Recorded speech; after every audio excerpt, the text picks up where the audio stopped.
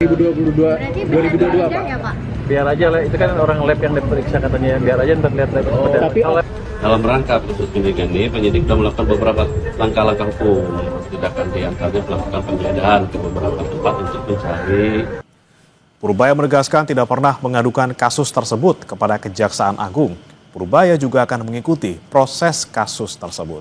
Sebelumnya, Kejaksaan Agung mengonfirmasi penggeledahan di sejumlah titik 22 Oktober lalu untuk mencari alat bukti.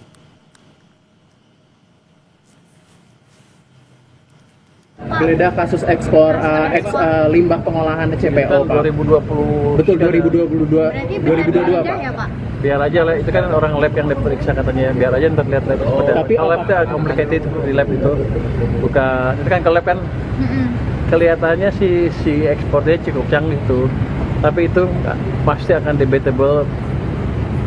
Bukti ilmiahnya seperti apa, saya nggak tahu, biar aja proses berjalan. Itu Bapak yang melaporkan Pak? Bapak yang melaporkan bukan Pak? Kejaksaan Agung membenarkan telah menggeledah kantor pusat Bea Cukai pada Rabu 21 Oktober. Penggeledahan terkait dengan penyidikan kasus dugaan korupsi ekspor limbah minyak kelapa sawit.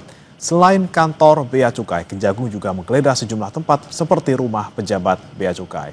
Dalam penggeledahan ini, Kejaksaan Agung menyita sejumlah dokumen, baik berbentuk fisik maupun berupa alat elektronik.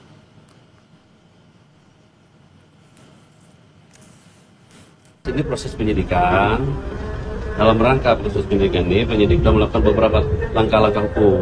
Tindakan diantaranya melakukan penggeledahan ke beberapa tempat untuk mencari informasi dan data yang diperlukan dalam rangka nanti untuk penegakan hukum berikutnya.